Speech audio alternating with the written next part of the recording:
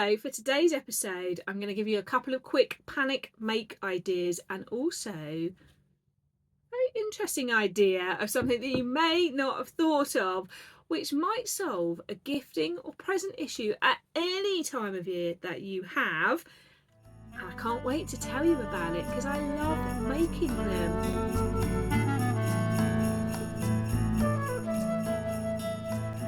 Hello, it's day 4 of Vlogmas.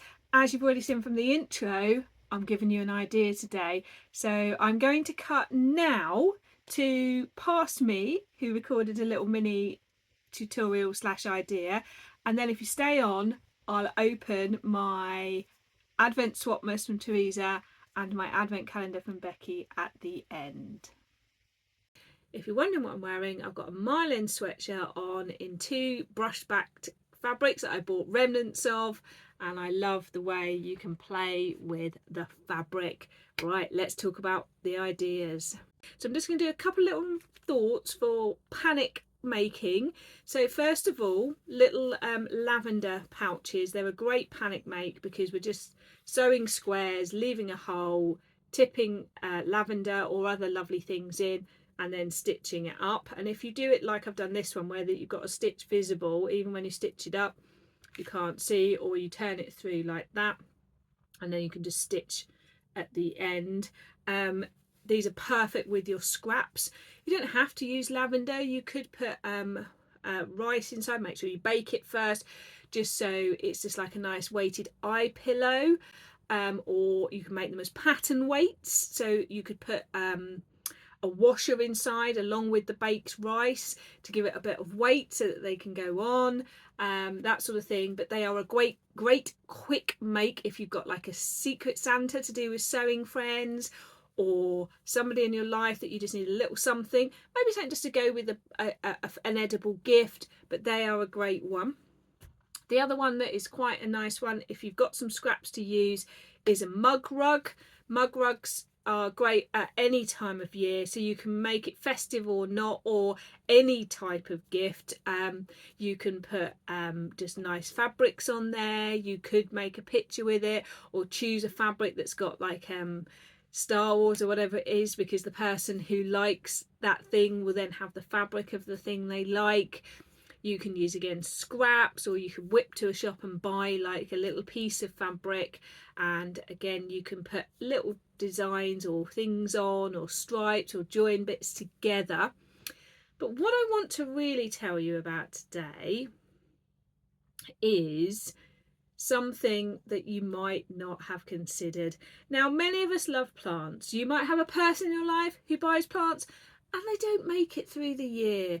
You might have someone who's very good at looking after plants but doesn't want any more because they haven't got room, or they haven't got the right location for them. Well, let me show you a solution.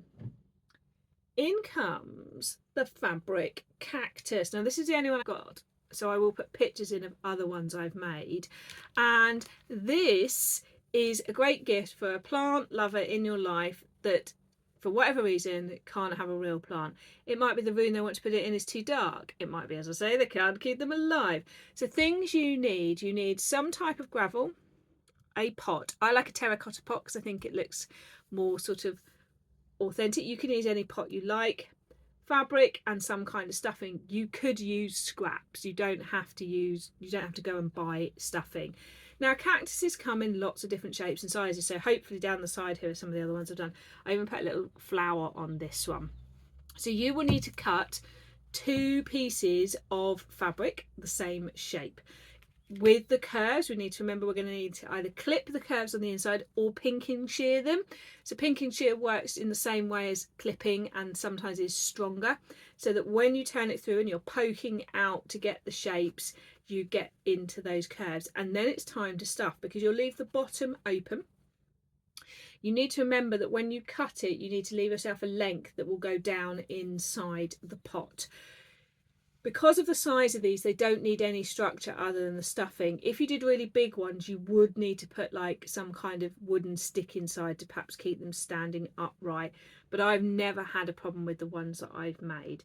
Once you've stuffed it, and I use like a chopstick to push right to the corner my stuffing, because you want to get it right in there, and so on, it's time to pour the gravel around. And when you pour the gravel around, that's where you need to have this at the height you want it. So you put some gravel in, then put this on, and then the gravel around. The gravel will then hold this in place, but my gravel's not going anywhere, and that's because there is watered down PVA glue poured onto this, allowed to sink through, and then poured on again. I plug the hole at the bottom of my pot as well, because then the gravel doesn't fall through. And there's a slight rattle because there's a few loose gravels at the bottom, but the majority of that gravel is not going anywhere.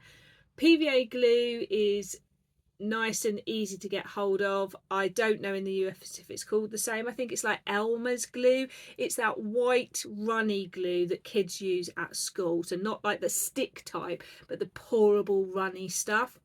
So I water it down because then it runs through and dries, and then the very top layer I do without watering it down.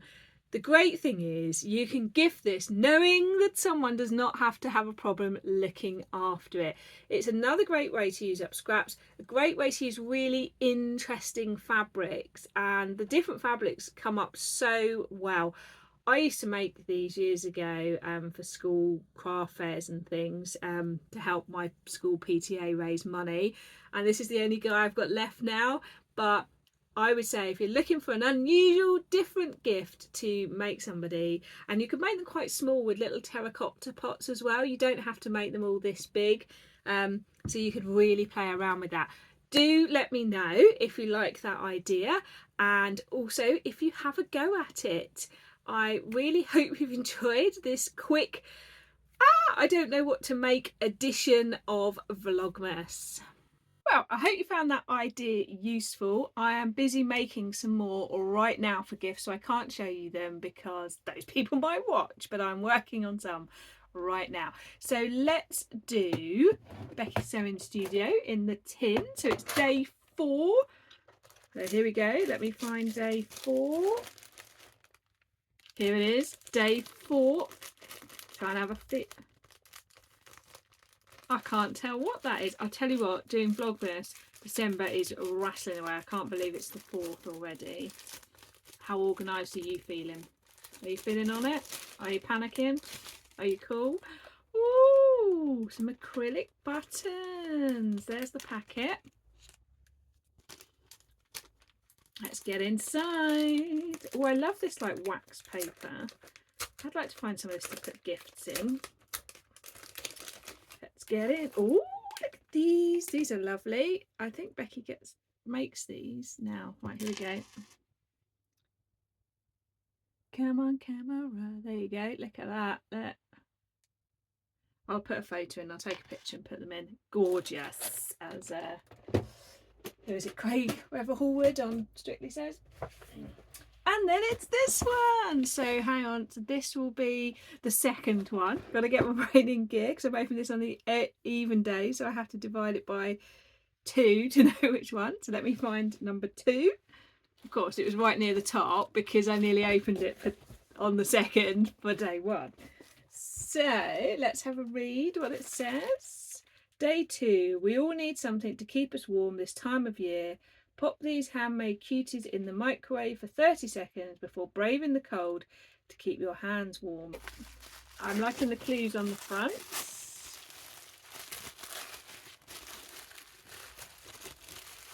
I love people telling me if they were rippers or not. Oh, look, the little like hand warmers. So I've got like eye ones, and that's a great idea.